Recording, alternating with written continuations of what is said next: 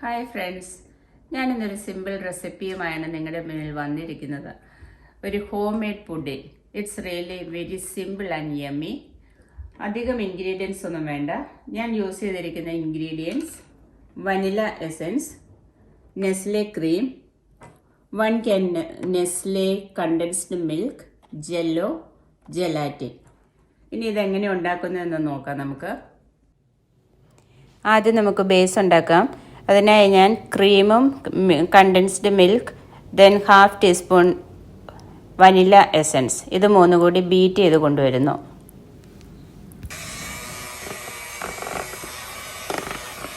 Gelatin ഒന്ന് mix ചെയ്യാൻ പോകുന്നു. അതിന് വേണ്ടി ഞാൻ ഹോട്ട് വാട്ടർ ആഡ് ചെയ്യുന്നു.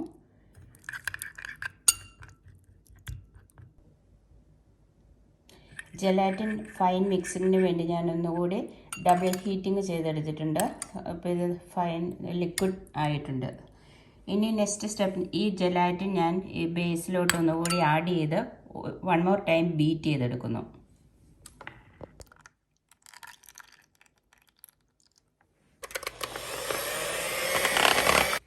നെക്സ്റ്റ് ഞാനിത് സെറ്റ് ചെയ്യാൻ വേണ്ടി ഒരു ട്രേയിലോട്ട് ട്രാൻസ്ഫർ ചെയ്ത് റെഫ്രിജറേറ്റ് ചെയ്യാൻ പോകുന്നു.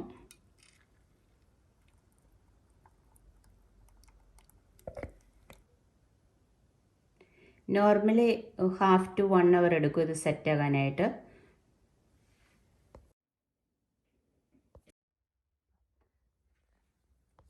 നമ്മുടെ ബേസ് സെറ്റ് ആകുന്ന സമയം കൊണ്ട് നമുക്ക് അതിൻ്റെ ടോപ്പിങ്ങിനായിട്ടുള്ള ജെല്ലോ ഒന്ന് മിക്സ് ചെയ്യാം.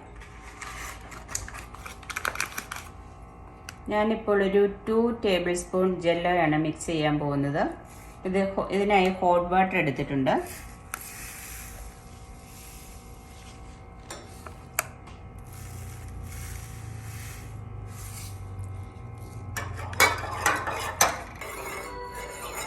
ഇപ്പോൾ ഇത് നല്ലതുപോലെ മിക്സ് ആയിട്ടുണ്ട്. ഞാനൊരു 1/2 കപ്പോളം കോൾഡ് വാട്ടർ ആഡ് ചെയ്യുന്നത് തണുക്കാനായിട്ട്.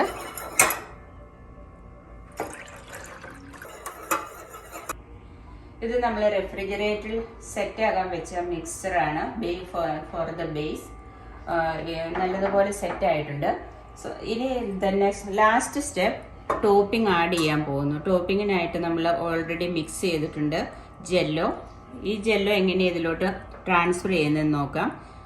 ഇതിനായി ഞാനൊരു സ്പൂൺ യൂസ് ചെയ്യുന്നു.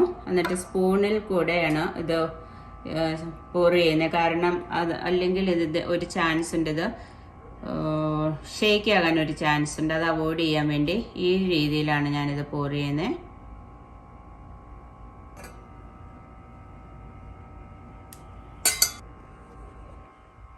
ജെല്ലോ കംപ്ലീറ്റ് ആഡ് ആയിട്ടുണ്ട്.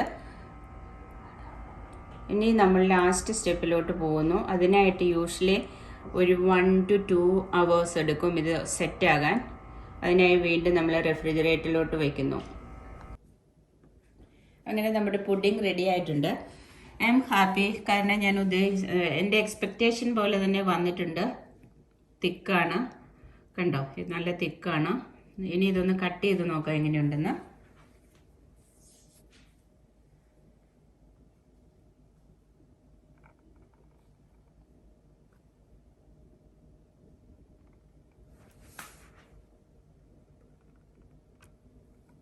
ഒരു പീസ് എടുത്ത് നോക്കാം.